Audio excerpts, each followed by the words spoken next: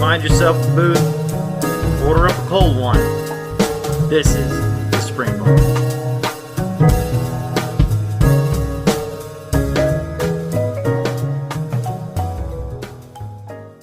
Hey everybody, welcome to the Spring Bar. Glad to have you here. I am Florida Mike, today with my co-host Joe in the OC. The Singular. only one. Number Singular.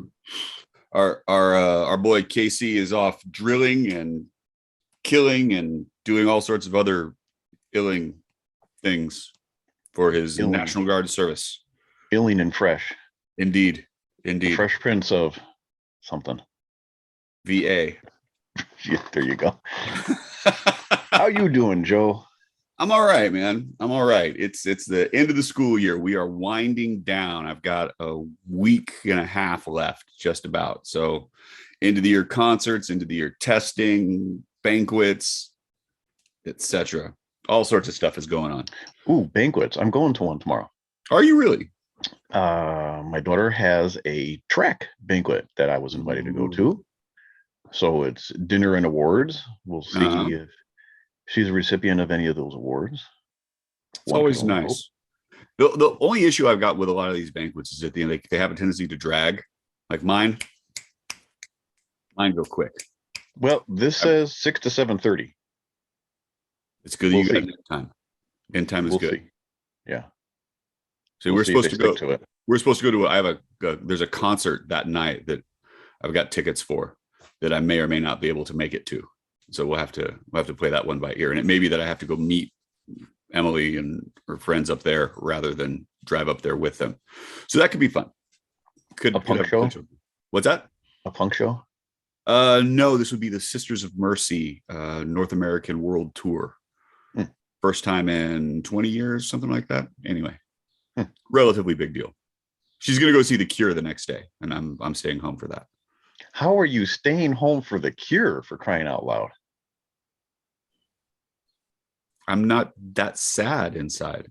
It's like I don't even know who you are. Look, I have naturally dark eyelashes. This is not guy liner. I'm not that emo. Okay. It's a Jane's Addiction shirt, for crying out loud, you know? I didn't know The Cure was an emo band. They are the progenitor of the Boys Don't Cry. Come on, man. What is it? Okay. This is a conversation nobody's ever going to win. So let's just move on from that. Oh no, somebody's going to get it, but there's only going to be about 5 people. Actually, no. Changing topic slightly. I've met up with some folks of the Watch Fam over the last week or so. One of which was Tommy, secondhand. Seconds hand. I think I got it right. Finally. Second hand dot second hands. Seconds.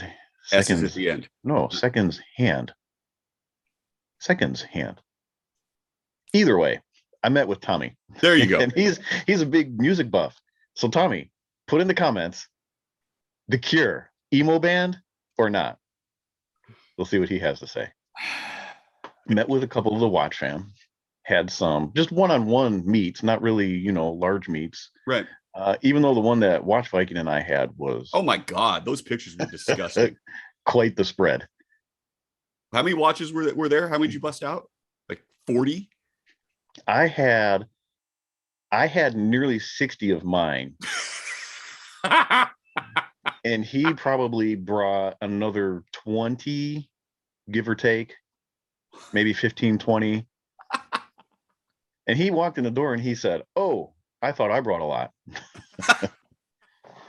But in fairness, I had home court advantage because he came to my house. So there you go. Was there you go. Right. So it changes the whole dynamic. See, I haven't had anybody walk into my mess and take a look at the situation, be like, oh, because they aren't there. I'm not being judged yet. I don't have a problem because nobody else has seen it. It's like, you don't know I'm a hoarder until you get there. We'll see.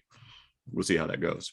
But see, it was cool. It was a different experience because when I met with Tommy, it was, what do you want to see? Every time I go to meet somebody, it's always, what do you want to see? Because you always have something from somebody's collection that you want to get hands on with. So I let them pick.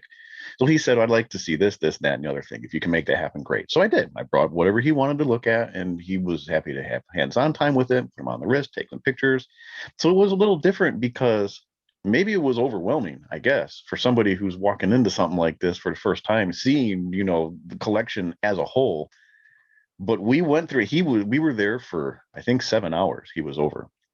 We went through each one, talked about the story, every slot. No So, kidding. Yeah. But it was pretty cool. And he's got a lot, and Tommy's got a lot of very, very weird, under the radar things you don't know exist kind of watches. Uh-huh. And then Watch Viking, he brought over a lot of Bulova stuff. He's got that Citizen, what was it, the Chronomaster? Yeah, with that power reserve. With the power reserve, the Eco Drive. I mean, that's a Seiko killer. That's a Grand Seiko killer. You right think there. so? Absolutely. That's a bold. Have you seen one in person? No. No. I will say, having put it on, having looked at it, touched it, it's a titanium watch, which I'm not a big fan of titanium, but this one I'm okay with. It's what was the size? 36 millimeters, something like that. I think it wore a little small, but the finishing on it, the hands on it, the Dauphine hands with the edges are just like Grand Seiko hands. I mean, they are just as sharp. The finishing, the quality, the fitment, everything is just pristine on that watch. And with the power reserve, it looks very much like a Grand Seiko dial. I know you're not a big fan of that power reserve. The power reserve thing throws me off, but I'm so I'm immediately struck by the fact that, okay, here's a titanium Grand Seiko-esque design by Citizen. Mm-hmm. Dude, that's a 9F rival right there. You can't deny that. Why? What do you mean? Why? Why do that? Why throw yourself into that same lane? Why not do something that's a little more because you interesting, can. Okay. Why not? But here's because the thing. because it's not a Grand Seiko. Here's why. Nobody's gonna be using Citizen in the same breath as they're saying Grand Seiko. They're just see, I beg to differ. okay. If you Citizen, like Bulova, if you go into their catalog, they've got some pretty good stuff. Citizen has a great history to it. I don't disagree. No, I don't disagree. And you see a lot of the mass marketed watches from Citizen, as you do from Bulova. But if you dig deep enough, you're going to find those gems, and that Chronomaster is that gem. And this is, this is me talking this way about a titanium watch, so it's got to be good. Well, I know it's got to be something. Okay. I haven't had hands on with it, so I'm not gonna speak one way or another. You need to. All right. So Tommy, you want to send me? No, not Tommy. Not Tommy. Watch Viking. You want to send one out? I'll be happy to give it a review. That's all I got to say about that. It's nice. Okay. All right. So, what's new? Are we doing new watch alerts? Yeah. I've got a couple. Okay. I've got a couple that I didn't buy. Okay. You look surprised, Joe. I do. Share. But one of these came from you. Oh yeah, that's right.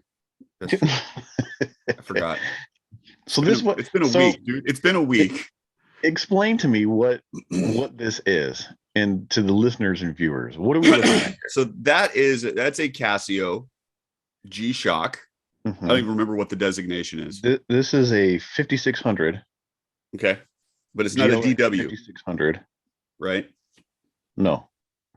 GLX 5600. GLX 5600. So it's the same case size as the DW 5600, which is the watch that KC gave me, and it's the one that he recommends that his soldiers get as a reference timepiece. It's bulletproof. It's all these other things. But something that KC has done a couple of times, and he did it on his review of the Lunar Pilot, and I think that it's a brilliant idea, is that he's using that as a reference watch. Because I can tell you that it's 43 millimeters. Using it as a size reference. Right, completely. So it's like I can tell you that it's 43 millimeters, but if I show you next to that watch, which is one that's common enough and everybody's got something close to it, or they've seen one or they had one, in terms of a watch to make a reference, because okay, I could tell you that it's the same size as a Submariner, but which one? Because the sizes of those have changed over the years. I could tell you a variety of different things, but if I show you that now, So Mike's got the same reference. He's got the same case size to reference from. let me play the other side of this coin. Okay. Is that what this is? 43 millimeters? Is that what you're telling me the size is? 43. Uh-huh. Okay. So the new lunar pilot is 43 millimeters. Yes. The sizes are going to appear completely different between the two. Correct. They are. But it also comes down to the fact that you say, okay, that's a watch that almost everybody can wear. And they wear it and they're okay with it. They're okay with the size. They're okay with all the rest. And so this idea that any watch that's over 40 is too big. Let's talk about referencing points, and let's make sure that we're comparing apples to apples. So when we start doing any comparison shots, we start talking about watches and what things are and how they wear and what the wrist presence and blah, blah, blah. Now you've got that as a comparison shot. So I can put that watch next to whatever I'm reviewing. People will be able to have a better frame of reference. And it's like, oh, it doesn't look that big, or it looks really, really small. Either way, you've got options. So we all have one to compare to. Uh-huh. This is, I'm going to have to look up the directions for it, because like you said, it's been a week, but there are graphs, there's circles, there's lines, there's buttons. Yeah. I don't know what any of it does. I don't either. And I haven't put it on yet. I was going to put it on the other day. However, it needs to be cleaned up because there's Joe left on it in various places. No. There's no Joe. And then also to be absolutely fair, somebody else. I found it a couple of years ago. Actually, I've had that in my desk at school for probably 8 years. Oh, so this is 8 years of somebody else's crust. Well, it's 8 years of desk. But here's to make it better. To make it better, I actually scrubbed that with the toothbrush. Did you really? So you are well knocked down of what there was prior.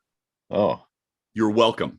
I want to have to take it just a little bit further. I don't doubt that your detailing prowess will put mine to shame, but I think that a little pass with some hot water and a toothbrush did that sucker a world of good. Well, I'm glad that I didn't have to see what it started life out as. So moving on. Moving on from the crusty wrist cheese from who knows who. So when I met with Tommy, I part of so Tommy came down. He graduated from college, and as a celebration, he came down. They went to Disney World, which is not far from where I live. And so I said, hey, let's meet up. So we met up. He's got a watch that I am going to refinish for him. I told him I'm not going to charge you anything. Happy graduation. Happy to do it for you.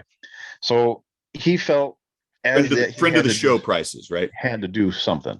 So he brought me a couple of watches. So yeah. That's right. This is a hand wound Caravel gold case. This one has a little bit of a story. He bought it from the original owner, who I believe got it for his graduation. Ooh. It's not engraved. There's no inscription on the back, but to know that it's only really been through him and Tommy, and Tommy passed it to me. It's a gold case, silvery champagne dial, gold indices, 12-6, red seconds hand on a red croc strap.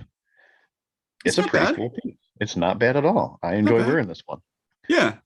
It's definitely got that sort of that late 50s sort of Mad Men kind of vibes going for it, Kind of, right? Yeah. Swiss movement. So it's not the Miyota movement. It's pretty cool. I like it. Thank you. You did. I think you did well there. In addition, but wait, there's more. But wait. There is a couple of other. This one is another Caravel hand wind. This one, he says, needs to be serviced. Doesn't run. Uh-huh. And you try to wind it, and the spring is at full. It obviously doesn't run. Yeah. This one is a quartz watch. It says the battery just needs to be replaced, but it does run. I just haven't gotten to opening it up yet. Then there's a couple of real cool pieces. This is a 1953 Bulova ladies cuff. Yeah. Real tiny little hand wound. This one doesn't run either, but it's so cool. I've never seen one of these ladies cuffs in person before. This is my first one. They're neat. Like the spring action on it, as long as the spring action still works. Yeah, there's some really neat stuff. Yeah. And then last but not least, is a Caravel hand wind. Get it the right way up here. Pendant, Okay. which I think is pretty cool. Again, never seen a pendant before. This is pretty neat. If you don't know what these are made to put on a necklace. They are mounted upside down, so the 12 o'clock is at the bottom. So that way, when you lift it up and look at it, it's right side up. So Well, very cool. all right. So those are my NWAs. Thank you, Tommy. Thank you, Joe. Appreciate you both. Because I'm too cheap to spend any money right now. Well, that's not true, though. There is something on eBay that is ending later on this evening that I am going to bid on because there's only one bid on it. Let me see where it's at real quick here. And it is going to, oh, no, now there's a couple bids on it. So we'll see what happens. 4 hours left. What is it? I don't think I know what this one is. You know what it is. You sent it to me. Hold Oh, on. then I guess I do know what that one is. It's- Yeah. Are you're going to bid on that Skystar? As long as it stays within reason, I Okay. really highly doubt I'm going to win it. That Because watch. I'm not in So- a bid to win situation, but if I can get it for the right price, it's going to be a steal. You know what? Okay, tell you what. Put a pin in that. We'll come back to. We'll talk about that. We'll come right Okay. back to that because that plays into a little bit later. So for me, I just got the one that came in. We were alluding to it last week because it hadn't arrived yet, and this Yeah. is the Chronograph D. That's so good. Yeah, it's a really interesting watch because in the middle of the markers is the little bit of that orange tick, and it's picked up around the second the one of the totalizers, and then that pylon seconds hand. I need to get I need to get another chrono pusher on it. But yeah, and the story on this one is Hold it up again. Hold it up again. There's not many watches that I get jealous that you have that I don't, right? I appreciate that you have some cool stuff. You appreciate that I have cool stuff. We can be good that way, but I am jealous of that watch. this one. Yeah, I love that one. It's so cool. it's really neat. It's really neat. And the thing that gets me too is like it's not a 666. But it to me it scratches a lot of the same itches, and so it's a fascinating little bit. Very 666-esque. It is, but Really good it's era, so for sure. so like there's another version of this watch, and I think that it's not. I think it's like the Chronograph E or something, which has got the caliber 15 movement with that left hand drive and it anyway, and so it's a similar dial, but it's not exact. This one's it's a neat. It's gonna. Yeah, I got to get this pusher taken care of. It's going to be good. Yeah. But the story is right. Friend of ours, friend of the show, Luis, sent me a message like, I got a question to ask you. You're the first person I thought of. I'm like, okay, this is going to be good because he has, yeah. I see. You talked last week about Mama Loves You Best, huh? It is. That's what we're talking about. So I knew that he had one. And he got it it was a steal. I don't remember what he paid for it, but it was nothing. And it's a great watch. He found this one and bought it because it had the original bracelet. In fairness, we all found that one. Well, When that one came up for the price that it was at. It's true. It's true. I mean, I remember watching it, but I didn't even see it go. I was gonna bid on it, but I didn't put an alert up or anything, so I don't even remember that it happened. And he got it, and he got it also for a really good price. He's like, I'll sell it to you for that price. I'm like, yeah, okay. I wouldn't have said no to that either. No, it's like I'm keeping the bracelet as the finder's fee. I'm like, okay, but I mean, to be absolutely honest, though, I've got this kind of vintage little chiclet bracelet on there, and yeah, I mean, the problem is it's a butterfly deployment class, but it's like, but yeah. it really works for the watch. So I'm very satisfied. I think I've done well. I would do a president bracelet on that. Would you? I would. Yeah, I think that would look real good on there. It would. I don't think I don't have one because it's got the hooded lugs, so I don't have a straight end one of those, and I did have this, so it's like, eh. And that works. There's nothing wrong with it. I mean, I've also got that that small coffin link that you did for me, and I was debating that too. But this one, it works better because it's not quite as busy. Like I don't know bullet style, but president style style coffin link case. I don't know how that would work. It's weird. It's kind Yeah. of strange. Like I tried it on there, and this was by far the winner. It just works. It works really well. So, and that's it. That's all I got. So what's on the wrist? What's on the wrist is the Cerakote Murdered Out Double. Oh, Diamond look at Orange. it's the mural behind you come to life. Yes, my art becomes reality. So And- real quick, that watch was one of the watches that Watch Viking brought with him. Uh-huh. I got to see that one in person. Uh-huh. In pictures, I was real hesitant about the orange dial with the orange bezel, but it's pretty good. It works. I will say that, and It the works. size of that case is nice. It is not bad at all. It's a really interesting thing. And I am drinking a Kettle One Botanical peach and orange blossom. Was that a vodka soda? Sure. It's in a can. A vodka? What does that say? Spritz. Spritz. See, in California, you can't call it a soda. It's got to be a spritz. Well, no, apparently you can't do that in Germany because it's Kettle One. Oh, okay. We're I just got rid of a bunch of vodka sodas. My sister bought when she was here. Yeah? I tried one. I'm like, well, no, thanks. Mm. Nobody else wanted them, so I just. You drink them fast and you're fine. Nobody knows. Yeah. I got some yesterday though, and this was different than this one. It was a grapefruit rose, which was really good. This is peach and orange blossom. It's okay, but it's in a can. Yeah, and it's it makes the right noises. It does. It does. And it'll do the job. So That's what's important. these are slight considerations. And what Yeah. I see a nice little blue strap you got going on there, Sparky. So I am wearing also a colorful watch today. This is the Stars and Stripes Jetstar Yeah. on so it's a cool colored strap, but this is a printed lizard pattern esque. That embossed. It's not even embossed, really. It's just printed on there. Printed But yeah, it's a bad strap. I think I paid like $6.99 for it. Just wanted to see how the color would match it, and it works. I like it. So I'm going to have to find an actual lizard strap, maybe from the company that got the strap for the butterscotch watch, because that's real nice looking. That's a nice quality. Yeah, and strap. it's a good colorway. I'll and go what's to in- them and see if. What's in the glass, sir? Still on my mojito kick, so made myself Oh, another one. Nice big glass this time. as it should be. As it should be. All right. Not from a can, made with love by yours Not from truly. And so Casey is drilling, and he will be missed because I'm sure that he's got a variety of wonderfulness to display and bring. And he's been killing it. He has been absolutely killing it with some of his new pickups, and his that Tudor, and then the Cartier, and then it's like, must be nice to be that young and with disposable income and no kids, right? Yeah, right. When I was Must young, be. I spent it on cars, not watches. But just imagine what I could have bought had I been in my 20s now. Right. Oh man, that guy.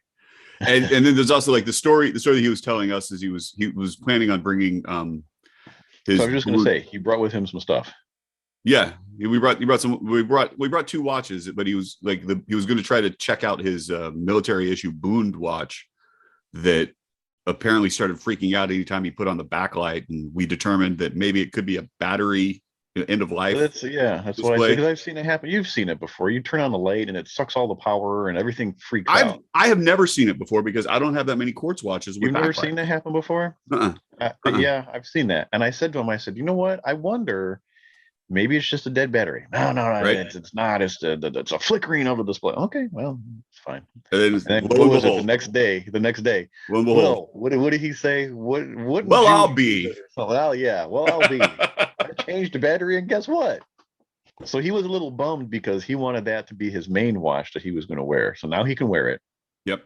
And Yeah. he also brought that special issued. Is it? The Renational G-Shock. The G-Shock, yeah. Yeah. So like he's got some serious heavy Provence on his military watches for this. Which I think he said was NOS, right? Isn't that what he It's said? close. NOS, and then it's going to be not NOS when he comes back with it. Right. He wants to put some battle scars on it. Which Good is for cool. him.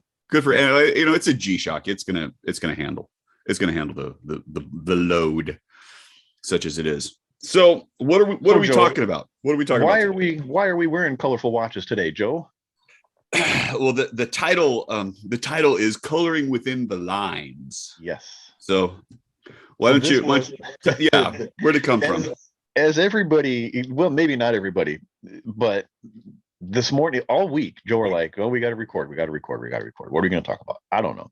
It really wasn't until like 9 o'clock this morning that I messaged you like, "Hey, I don't know what we're going to talk about. Here's a couple ideas." And then I threw a poll up on the page and said, "Hey, last minute, what do you want us to talk about?" And we got some suggestions, and one of which was the discussion of colored watches versus quote unquote plain watches, monochromatic watches.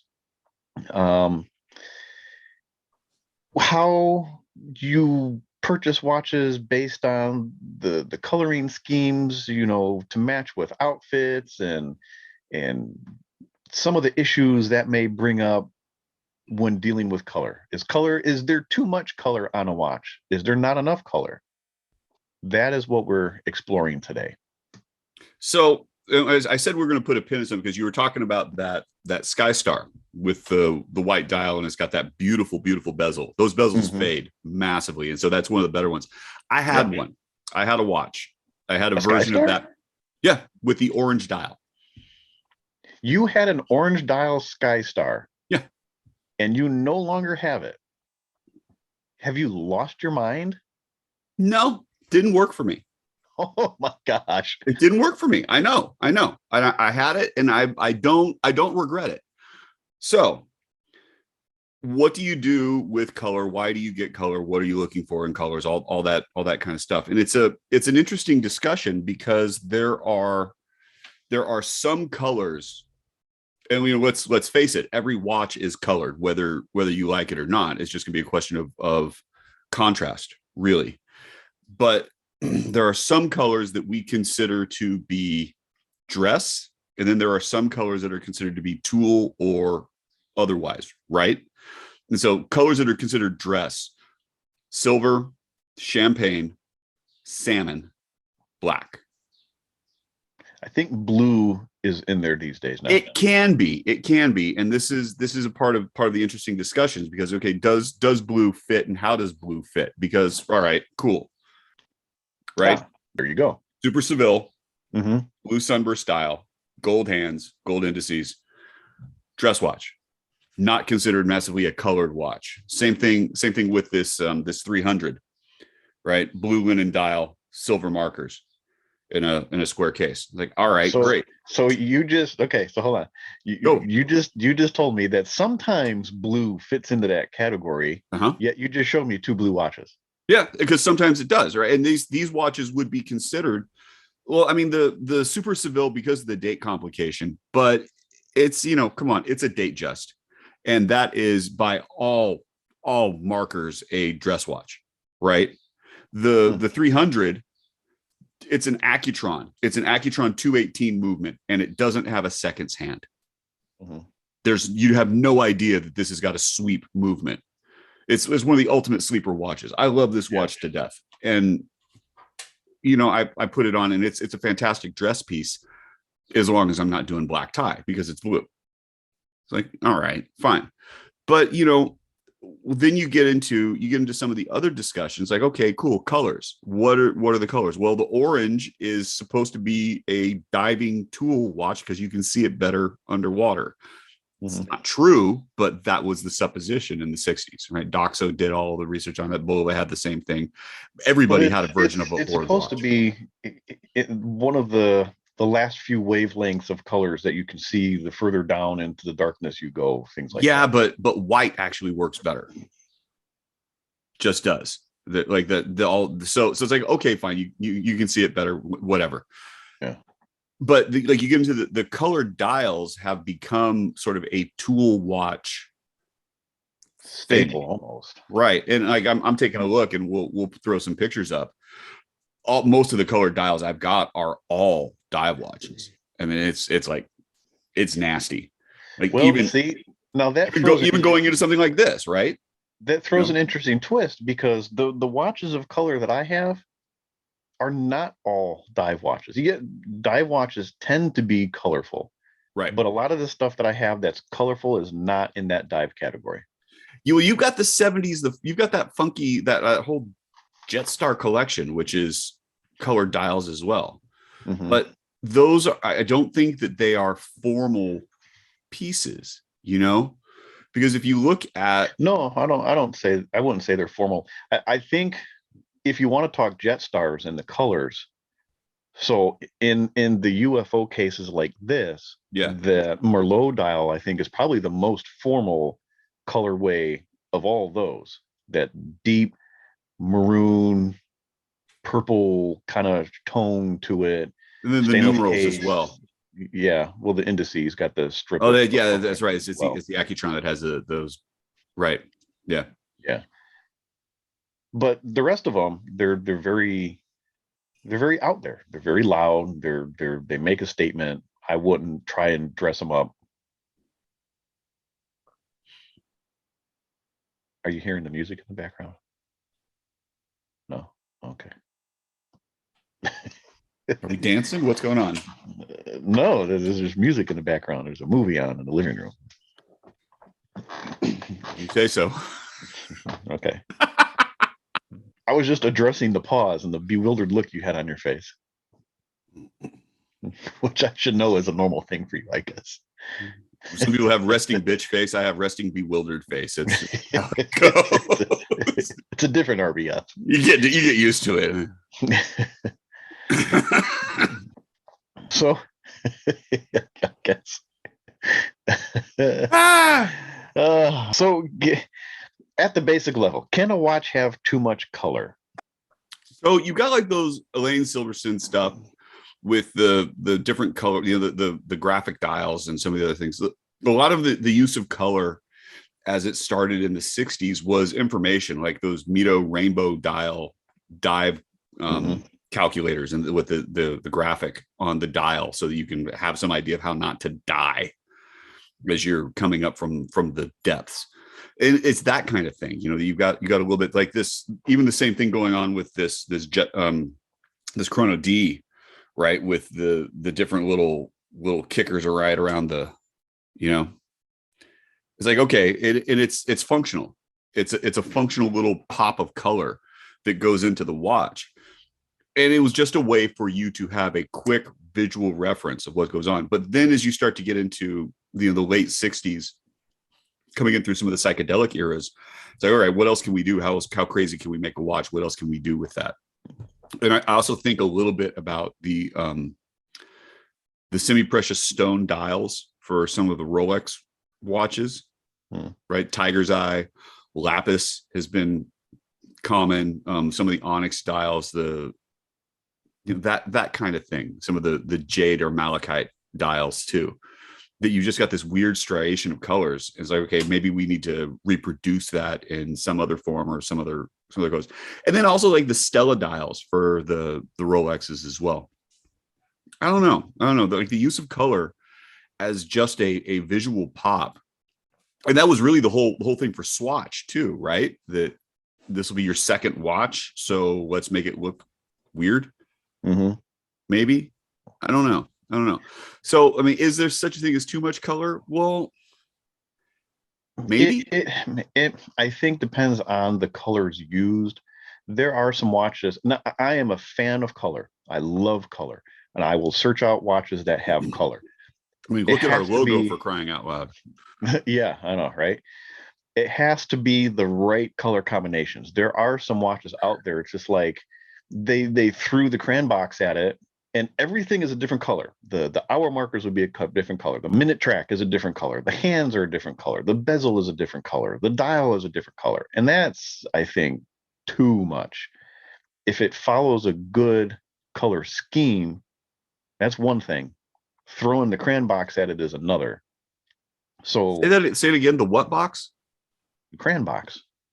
The box of 64 crayons with the crayons around the back. CRAN crayon. Crayons.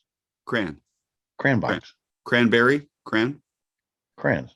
Well, how am I supposed to say it? I'm from the north, Joe. Crayon. CRAYON. Crayon. Yeah. It says from a person who drinks a spritz. Yes. Yes, I do. Yes, I do. As a matter of fact, if we're going to get there, Oh, see, your noise canceling microphone didn't catch most of that. You get an A for effort, though. It's crayons and it's pop, not a soda.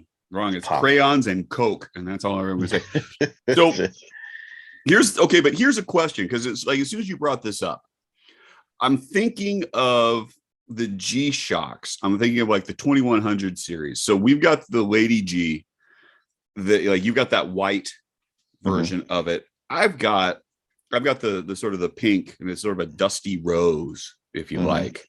But this watch is like the indices are kind of a rose gold. The hands have got a little bit of rose gold to it. The lume is the same sort of pink. Everything else about it is the exact same color. So if we're following your discussion points, is this a colored watch? Is this a monochromatic watch? Yes. Asshole. It falls in the realm of being a colored watch because it's not black, it's not white, it's not silver. But it is very monochromatic in the way that that color scheme is laid out. Make sense? Makes sense. Okay. So would it matter if it so how is this any different than, say, than a black watch or a white watch, you know? Contrast. I think what qualifies that G-Shock as a monochromatic watch is the slightly different shades of the same color. Okay. If you have white markers and white hands on there, that I think would be a better use of a pop of color because you have that contrast. Okay. So then what about this? That is very monochromatic. It is very monochromatic, but this is without question, this is a jet, or not jet. This is a dress watch, right? This is a Bulova Ambassador for and micromoto movement, silver brushed dial, silver hour indices, silver stick hands. No seconds. And I think my equivalent of what I have in hand here would be this. The Movado? The Movado Museum. Also, mostly black, but very monochromatic. But I would argue that because you've got the silver hands to match the case, that doesn't come in as monochromatic because you've got a major amount of contrast going on there. Yeah, but you have pink hands to match the pink case. Yeah, but I've also got a pink dial that matches the pink case because it's the exact same color and made out of the same plastic. Right? Okay. How about this then? Let's go for option number 2. Okay. Which is very jangly. Okay. This is the Caravel. This is the Caravel Transistorized. Yeah. Very monochromatic, right? Would you agree this is? I mean, other than the lume, absolutely no color involved in this whatsoever. But see, okay, so you have the lume that's going to break up the markers just a little bit, right? Well, because we talk about this, I've got no lume. I've got no lume at all. It's just got straight up stick hands. Now they do contrast coming off of the dial though, and so there's a little bit of a difference. Well, and this does too. It's a silver dial. It's got black markers, black hands. The lume, if you didn't know it was there, you probably wouldn't notice it because they're the extremely small lume dots. Right. See, that immediately says contrast to me, right? If you've got the black on the markers and black on the hands, so it's not the same sort of monochromatic. It's not like it's yellow gold dial, yellow gold hands, yellow gold markers like I don't know. I'm calling Vacheron that 222. It's very monochrome to me. It comes up in there, but okay. So all right, fine. Here we go. So here's the thing. Well, Bull of a President, right? Glossy black dial, gold, contrast, color. I'm gonna say no. Okay. I'm gonna say no. It does have colors in the traditional definition of what color is, but it's a very subdued use of those colors. I think, in a way that I would not call it a colorful watch. Not in the way that I'm going to call this a colorful watch. Silver dial, but it's got red, blue, black, right. You got other options. High contrast pops of color. So when you start doing any sort of study of heraldry and the blazoning of arms, and the quartering of arms and how you put together a coat of arms, there's always this idea that you never do metal on metal and you never do color on color. And so metal would be gold or silver, and color would be basically your primary colors. And so if you're going to have a primary color, it's going to go onto a metal of some sort. And if you have a metal, it's going to go onto a primary color of some sort. And I think that if you sort of follow those rules, you end up having a pretty good idea of how some of this works. So, in that case, this has got silver on silver. It doesn't quite follow those rules, but this has got gold on black, and it does follow those rules. Like your watch is kind of in the same space. So, all right, let's talk Coke bezel. Mm-hmm. Color. All right. Because it has that extreme pop of red. Right. That's It's also part of the functionality of the watch, right? That 15-minute bezel. And so your chronograph D that you have there. Yeah. Stainless case, stainless bracelet, right? Gray dial, white minute track, but you have that orange seconds hand, you have the black subdial hands, and you have that orange going around that subdial. Yeah. That says colorful watch. Oh, without question. And it goes with the functionality. But okay. Colorful watch. In the same way though that this is? Yes. You think so? Yes. Even though this is we would consider this to be a little bit more monochromatic, right? A little bit more on the monochromatic side, but you have that high contrast. You do have, yeah. Okay, I'll give you the contrast. The high contrast in the colors. So I'm talking a different contrast than what you're talking here. Yeah, you're right. You're right, because the white on green different... or whatever else. Yeah. Yeah. Okay. Exactly. Okay. I'll bite on that. Okay. What else you got? I have this. Now this is an interesting one because it has all the makings of being a dress watch. Right. But aren't we saying that dress watches typically aren't colorful? Usually. Okay. So where do you put this one at? So this is the closest thing Caravelle ever got to a dynamic. This is Caravelle's version of the Omega Dynamic. Now, this has green lume to match green hour markers in the blue, not inner circle, but the second circle. It has a very dark navy blue outer circle, red minute markers, the same navy blue bullseye, silver hands, and a red seconds hand, and the date is outlined in white. I mean, this has got color all over it, but it works in such a fantastic way. Oh man, I don't even have an answer for that, because as soon as you start getting into some of those 70s watches, like the era of the bell bottoms just messed everybody up, Yes. Started screwing with their minds just enough that it didn't quite leave the. And then you add the strap that I have on there. Yeah. And that just brings more color to it. Yeah.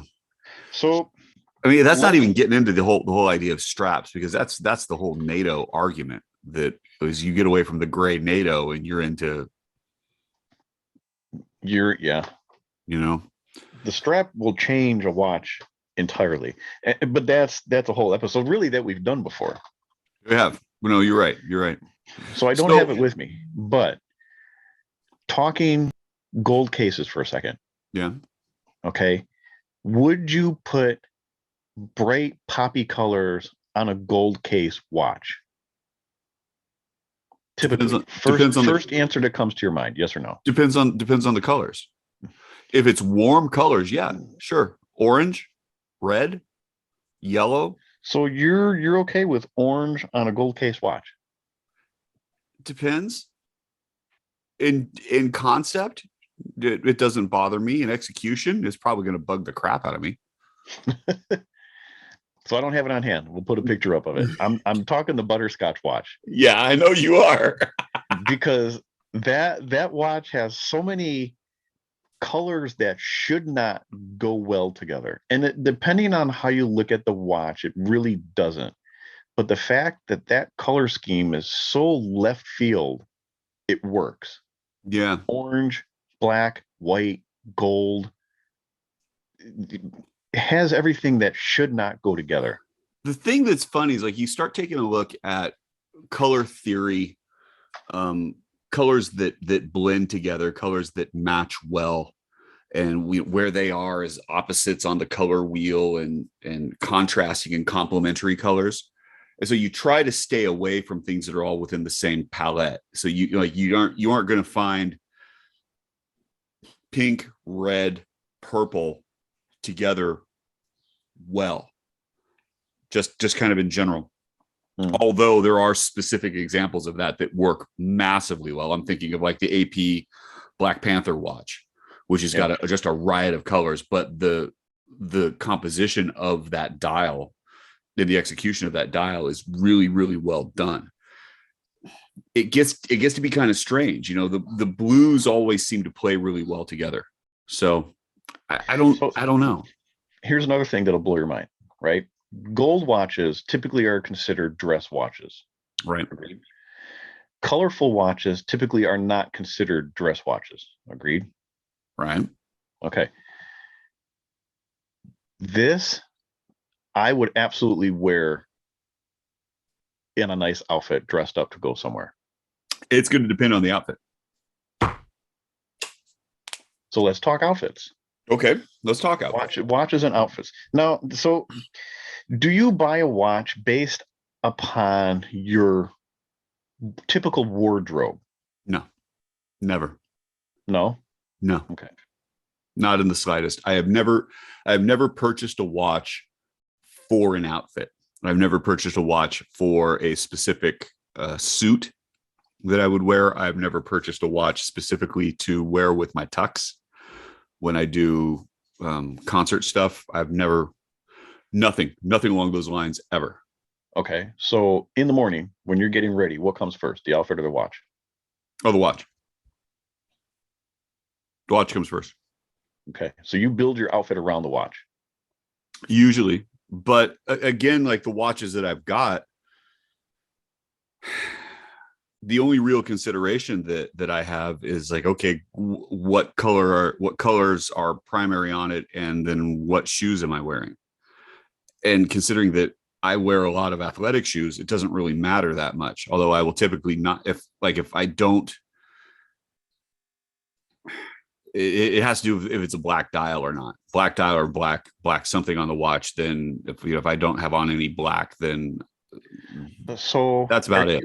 Is your watch an accessory piece to the outfit? So it's going to match your belt, your shoes, a tie, things like that, or is it? I will. So it's gonna depend. It's going to depend. It's going to depend because like for me, the metal of the watch matches the metal of everything else. So the watch matches the cufflinks, matches the belt always. And so if I'm wearing a gold tone, anything, gold studs, gold belt buckle, whatever, that I won't be wearing a silver or white watch. It'll always be the gold that goes with that. Same thing if I'm wearing black in a variety of spaces, then the watch will pick up on that. If I'm not wearing black, then I can do a variety of different colors. But that's not exclusive. It's just kind of typical because I have a lot of black watches. I have a lot of black shoes, and so that kind of goes together. But like if I'm wearing a suit, which I do on a pretty regular basis, if I'm wearing a suit, then the watch is going to be something that is going to complement what's going on with the suit.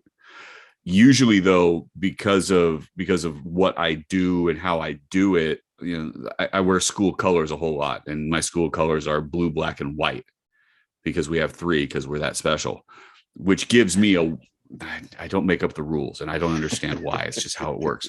But because of that gives me a pretty wide range of what I can wear, and I've got watches to go with that. See, I'm opposite of you. Before I get into it though, so like I said, this was a listener topic, and part of what he said was, I know it's always hard for me to warrant buying really off the wall colored watches because I get anxious about matching them with my outfits. Sometimes always pulled me towards the super bright watches over simplistic colorways. Eh,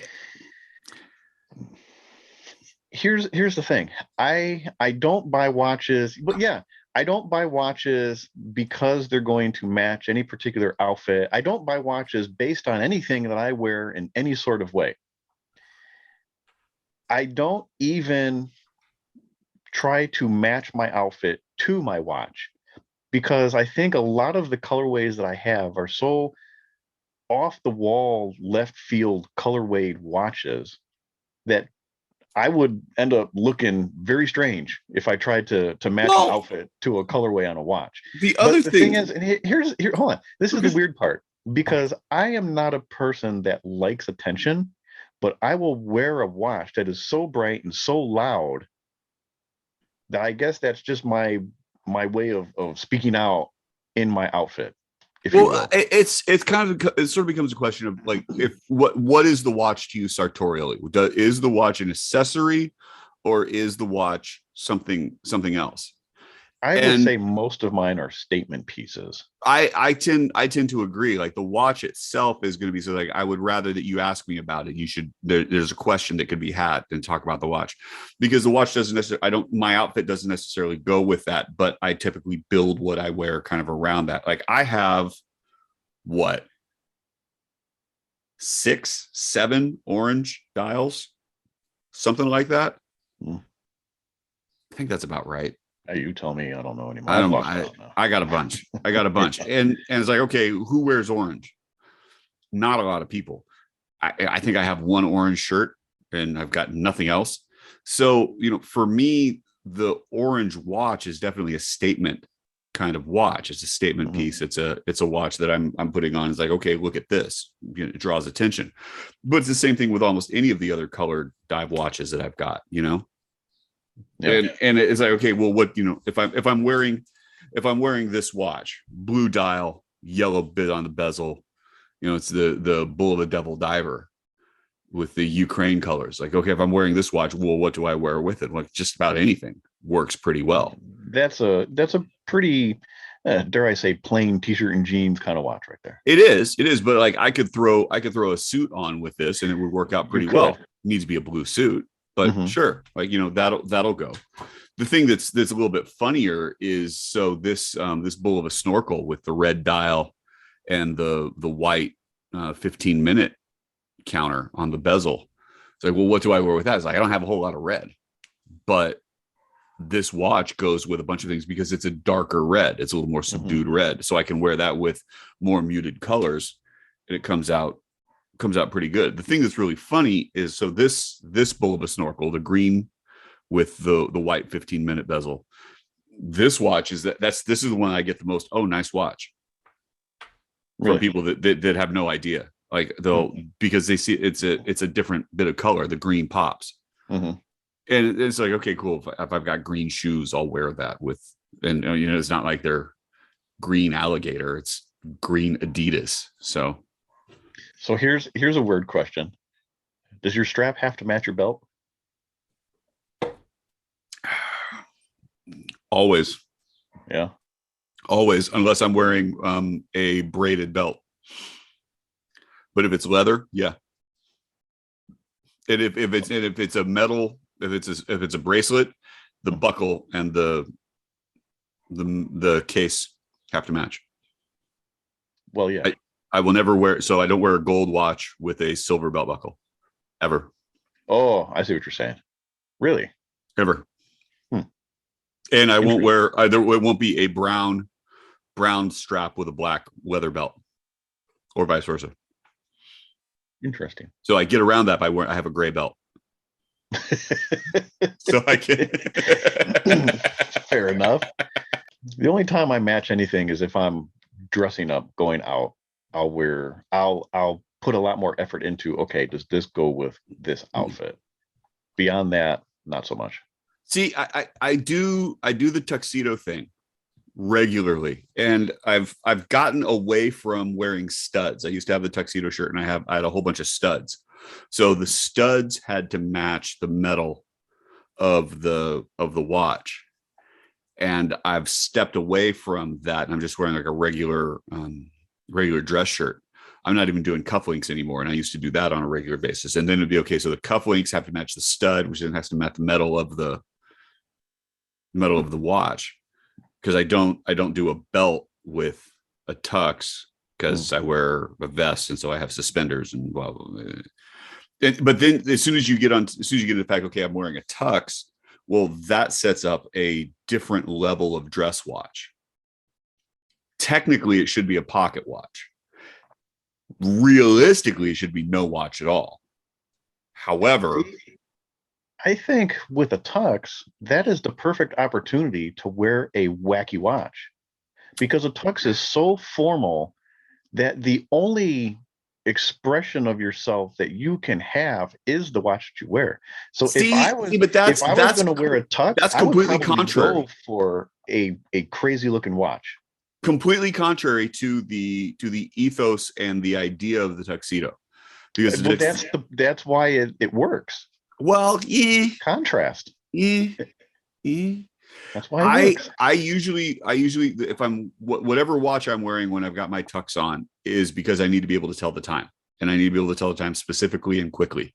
And so really, when you look down at that, like the dress watch is sort of quintessential in that it's going to be elegant, it's going to be easy to read, it's going to be, shapely, it's also going to be discreet, it's going to tuck underneath the cuff really well. And it's a functionality standpoint for me at that point, because when I'm wearing my tux, I'm doing that in a concert setting.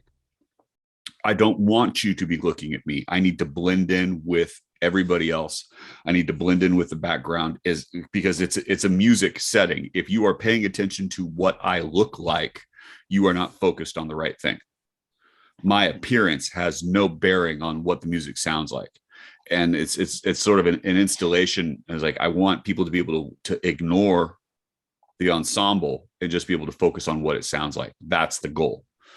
It's not going to be an expression of individuality for that in that situation. If I'm wearing a suit, totally different. Like, yeah, that can be an expression of individuality. I've got a beautiful purple suit. I look resplendent in that sucker. It's almost a Klein blue, which is it's a blue with no red in it. It's like an electric blue, very bright, very in your face. Yeah. That's an expression of individuality. Well, that's a whole other discussion, I guess. And I get that.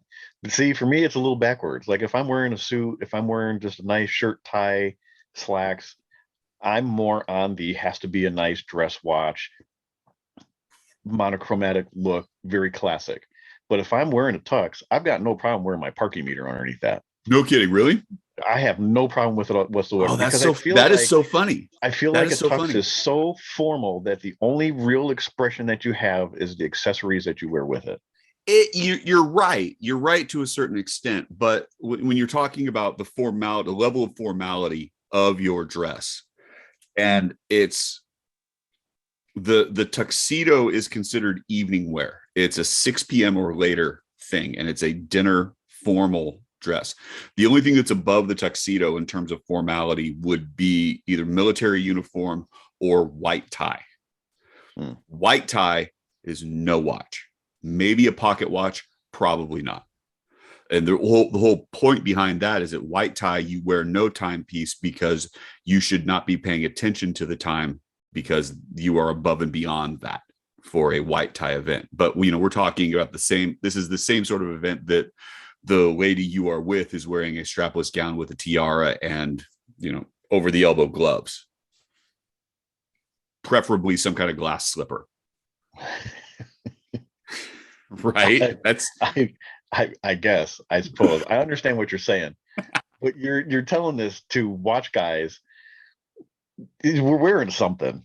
I'm not going without a watch. This is where your the only time I don't wear a watch is if I'm sleeping, and that's because my eyes are closed and I can't tell that I'm not wearing one. And the loom isn't good enough on your vintage pieces to pull it off. So generally not. No, that's fair. Yeah. I have to put on my nighttime sleep watch. My You know what? It for whatever reason it bothers me to wear a watch at night. Really does. I've tried it. I can't do it. to sleep in it. Mhm. Yeah, I've got the same feeling. But then you also don't sleep in your glasses either. So No, I don't. I sleep with this on, well, but I don't sleep with my watch. It's weird. I don't get it. So I don't have an answer for that. Yeah, I know. You should What- pray about that. Yeah. What matters more, color in a watch or the form and function of a watch? Form and function. And color is secondary? Always.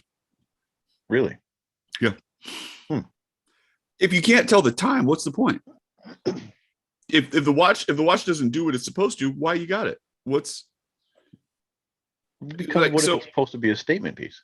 okay? What's the statement? I can't tell time? It's a statement of expression of oneself, Joe.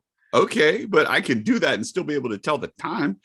Okay. All my watches are functional. They all have to function. They have to function well. And it's not so much that I need to know what time it is. I need to know how much I have left. So that's why I don't do digital watches very regularly. If I do a quartz watch, it's got a dial. I need to be able to see that. And I also don't like jump hours. I don't like weird what is it? The different type of registers. What type of Regulator watches. I don't like those either Oh, yeah. because I need to be able to tell the time at a glance, and my brain works with your standard dial. So, statement piece, cool. Here's a statement. It's orange. Done. But I can still tell the time. See, something like this has very small stick hands that almost blend into the markers in the minute track. Yeah. So to look down and tell the time at a glance, this is a difficult watch to do that with. But it is so beautiful and the design of it is just right that I don't mind spending a little extra time trying to figure out what time it actually is. And let's be honest, if you have a really cool, colorful watch on, how many times are you looking at your wrist to tell the time anyways? Versus how many times you're looking at your wrist just because it's a cool watch. Because I it am has looking. that I am color. looking at my watch. I'm looking at my watch to tell what time it is about every 5 to 10 minutes. How many So- times do you look at your wrist and then find yourself looking at your wrist again to find out what time it is? Because you look at it not looking for the time. You're Oh, looking at the watch. That happens often, but it doesn't Yeah. change the fact that the watch still has to be able to function. You know, you have a collection of pieces that would have left my collection because Like your orange dial Sky Star. Dude, I still can't believe you had one, and you said I didn't even know you had one. yeah, I had one for a while. I got rid of it because there was a certain amount of fade that was going on with it. Insanity was the The only bezel explanation. had also kind of had gone, and it didn't meet what I needed it to do. Not that it was hard to tell the time, but it just didn't work for me aesthetically. And it's a nice watch, don't get me wrong. I might wear the white one more, or I might wear the black one more, but it just didn't sit well. I don't know why. I don't know what the rationale behind all that was. It didn't click with me. I liked it. I mean, I bought the watch, I had it repaired. I spent a ton of money on it, and I think I sold it for a major loss. So I don't know. I don't know. It just didn't work for me.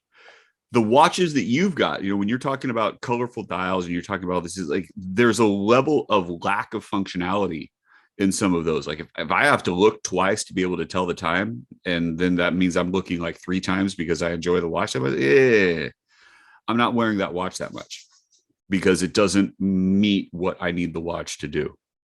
So for me, if like color is nice. Functionality trumps that. Always. It almost seems like if we're going to round this whole thing out, everybody agrees that color is a good thing, but the use of color, the amount of color, the way that the color is deployed is all very personal. Or without question. But it also comes down to the same sort of things. Like some people can wear purple. and some people can't. Some people can pull off orange and some people can't. And there's a lack of understanding or appreciation on personal style, as well as awareness of what it is that you're going to be able to master, what you can pull off. Can you wear a bright color? Yeah, maybe. Should you wear a bright color? It's going to depend. It's going to depend. What are you doing? What is the setting? And I think that it also depends upon a level of your social awareness, right? I've gone into research and I've talked a lot about classical men's styling. There's an appreciation I have for that, and my aesthetic matches that to the level that I want to conform. I'm certain that there are choices that I have made that somebody would take a look, it's like, you're wearing that? It's like, yeah, I am, but I'm comfortable doing that. So, to each their own. But I think that as long as you have sort of an internal compass and you have maybe not a series of rules, but at least a set of aesthetic rules, that you can get away with a lot more. And that's kind of the fun. It's like, okay, cool. How's this orange watch going to work with this particular set? Should I not? Would you If think not, what else? my aesthetic rules allow me to have more fun with colorful watches? How many suits do you own? You own one suit. Yeah. Right. I've got 2 tuxes, assortment of ties. I think I've got maybe 10 to 12 other suits. So there's a difference. It's one of those unexplainable. There's a difference. So I know Casey's big every week of hashtagging certain photos. I would say, show us your favorite colorful watch. And if it goes with a particular outfit, or if it clashes with an outfit, but you wear it because it clashes, tag the outfit too. Oh God. Okay. I got to see. I'm curious. I've got one. How people view colorful watches. I think it's an interesting topic, and I think it's a topic that everybody's going to have a different opinion on, and that's fine, because and watches as a whole have always been and always will be a very specific expression of oneself. But I think the way that color is deployed within that makes it just that much more interesting. I need to see what watches I wear with my leopard print suit. I'll throw some of that up. Your leopard print Rolex, of course. Well, I don't have a Rolex, so right. Which Bulova goes with that? Yeah, exactly. Last calls, Joe. What do you got? I got squat, man. I am so done. I am so done. They pushed the start of our school year up, and it's over, and I am done with high school students. I don't want to see them anymore. And by the time this episode's aired, I will only need to see them for like 2 more days. So bye. So I've got a last call for you. Yeah. Every year at the end of the school year, you do a traditional smoked brisket, is it? Usually, yeah. And I'll do a brisket on or around Memorial Day. I'll typically barbecue. I'll do it most of the day. So wake up about 5 a.m. I was just going to say, for those who appreciate that. Yep. Right. Go for do a 12-hour smoke. Have it for dinner. Yeah. Is it a community thing? Are you inviting all the neighbors for this? I invite over this year. I believe I'm doing it with some of my coworkers, and the neighbors are just going to have to suffer, but they'll get leftovers. So, okay. They'll probably come and start scrounging. I'll throw some table scraps at them. Because I gave it a lot of thought of showing up this year for it. You're welcome. The problem Anytime. is you're doing it the day after my birthday, so I can't exactly leave. You can totally leave. It's a birthday present to yourself. You can make that happen. Know what? And that's what I was told. I was like, well, if you want to go, you can go. I'm not going to tell you not to go. It's your birthday. Come on out, dude. You're welcome. Come on over. I've got my daughter coming for the weekend, and I know she's going to bring her with you. Go to Disneyland. It'll be fine. It'll be great. Come on out. If you want to push it back 2 weeks. I'll tell you what, Oh, okay. you come out, Mhm. I'll barbecue. You show up, we'll pick, I'll barbecue. All right. Fair I enough. got no problem. I'll do another brisket. Come on. Wake up I at 5 in the twisting your morning arm, aren't to I? smoke meat. Sign me up. Come on out. You're welcome. I got my couch is comfortable. You're sharing it with the dog, but that's fine. The dog will be my pillow. She's a pretty good pillow. I'm not gonna You lie. got a bigger dog now. Got a bigger dog. I have we rescued a pit bull. Ruka, come here. Come here, sweetie. Come here. Nah, she's around my wife. Come here, good girl. Come here. No, not gonna come. No. I don't have. We'll have to Not see. making- We'll see. not We'll see if we making can put a that cameo video. debut. So last night we were playing down in our courtyard, and she was playing with this rope toy, and I'm doing like 60-pound deadlifts with a dog at the end of it, and then I'm start spinning her around, and she won't let go. Like we're talking like 4 full revolutions. Feet are off the ground. She's going. Oh, it's awesome. A lot of fun. It's a lot of fun. So yeah, she's a great pillow. Don't poke her too much though. I love that you're having so much fun with this dog because you have a dog No, you're not a big fan of. I do not have another dog. My wife has a dog. Oh, okay. All right. My wife is like, Technicalities, huh? and I will let me hang on. Okay, hold on. I have a series of questions for you, Joe. Okay, Do you have 4 walls and a roof? I do. Okay. Within those 4 walls and a roof, do you Yes. have a fluffy dog that cannot see or hear anything? Okay. Is that a yes? Sometimes on occasion he's Okay. outside. Do you feed said dog? Unfortunately, Do you buy the food for said dog? no. My wife does. Who pays for the food for said dog? She does. She does. Okay, so- She also pays for my food too, though. That's Oh, the okay. deal we've worked out. I cook it, but she buys it. all right. Okay. I can see I'm not winning this one. You are not. But let's be honest. Yeah, you're welcome for that, by the way. I did that side by side comparison because if there is ever a picture of anybody who looks like their pet, it is that picture right there. Oh, that's fantastic. I'll throw this out to any of the Spring Bar listeners. That dog that was a picture of me doing my impression of that dog, which is pretty dead on. I think we got to admit. I will pay you to take this dog. The dog is available. He is open for adoption at any time. So Well, how does if it's your wife's dog, how does she feel about that? she's got a new dog. She feels about the old dog the same way that she feels about all the watches I got her prior to getting her the Apple Watch. The new dog is the Apple Watch of dogs. Is it? Yes, and sometimes it pisses you off, and sometimes it doesn't work right the way that you want it to, and sometimes it irritates you, and sometimes you have to restart it. But And you said you didn't have a last call.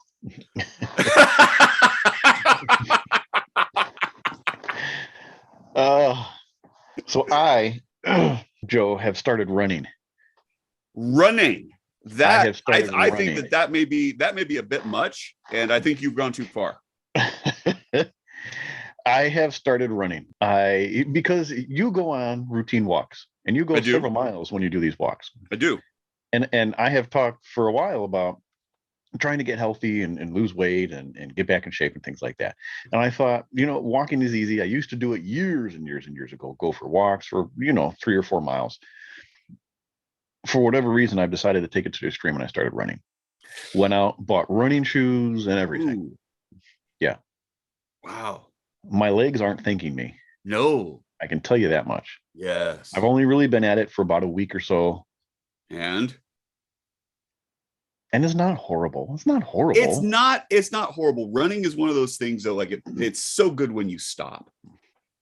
So see, that is my motivation to get through because I can't run several miles in a row. I'll run a mile, I'll walk a mile, I'll run a mile, I'll walk a mile, so on and so forth. But after that mile run, I know that resting point is coming. Like, oh, I can slow down a little bit and let the pain subside. And then I'll torture myself again for another mile. But then I know, okay, it's coming up, it's coming up, it's coming up. Ah, there it is. So you get that weird satisfaction in the middle of the workout. So the new dog, I go for walks. I take the new dog for a walk, and we go for about 4 miles. So I've been doing these kinds of walks. However, the new dog, it's a 2-mile route, and then the rest of the 2 miles is coming back home. The dog knows when we've turned that corner, and man, the return is a whole lot faster than the departure. That's all I'm gonna say. And there was a point in time, like she takes off, and I've got to catch up with her. It's like, this dog, it's an impressive dog. I'm just gonna say it's an impressive dog. You can find it on my stories. Like I've got a video of her 30 minutes into a fetching session with a tennis ball that she's just, and then she proceeds to destroy the tennis ball. It's impressive. It's impressive. That's all I'm going to say. So, Mike, your pillow awaits. Okay. All right. We'll talk off air. We'll figure out some dates. But yeah, so I suggest, running is great. Even if you go on walks, not only is it good for you, is it good for your health, but it's a perfect way to throw in some earbuds, headphones, whatever you have, put on some music, whatever gets you going, and just put on this podcast and that catch too, up on everything that you've missed. That might slow you down a little bit. But if you're going for a gentle walk, then we're the good choice. Okay, fair enough. But it's just a good way to get out there and breathe some fresh air, change your scenery a little bit. I suggest it. I'm enjoying it for the past week or so, a week and a half that I've been doing it. I will continue to do it. This whole thing started because I've lost 15 pounds. Congratulations, not from running, but I lost 15 pounds. And I thought, okay, I guess if I'm going to keep this trend going, I need to do something, because the eating habits alone will only get you so far. Correct. So I figured there's no time better than the present to get started on something else. Might as well, man. That's where I'm at. Well, if you're listening to this and you're looking for that little nudge to get over the edge to start some kind of health kick, this is me telling you, just do it, because there's no time better than now. Because you always hear somebody say, a year from now, you wish you would have started a year ago. If Mike can do it, so can you. That is so true. If my lazy ass can get up and go do something like this, I guarantee you, I promise you, you can do it too. There you go. Words to live by. Also, tagged photos. I'm back on that again real quick. Okay. If you're not going to tag pictures of your colorful watches, if you have a pet that you look like, tag us in that photo. And then if we can get at least one listener, one viewer to tag us in their pet lookalike photo, I'll put up the photo of Joe and his dog. Okay, fair enough. I've uploaded it, so it's. If you want to see the picture of Joe and his dog, and it is an uncanny resemblance. It is not my dog. It's not my dog. I'm just saying it's not my dog. Photo. My wife's dog. It's not my dog. We need at least one other person to do a lookalike side by side of you and your pet. I don't care if it's a dog, cat, bird, fish, whatever. Oh, good Lord. Then we'll put it up. You don't want to miss it. I promise you.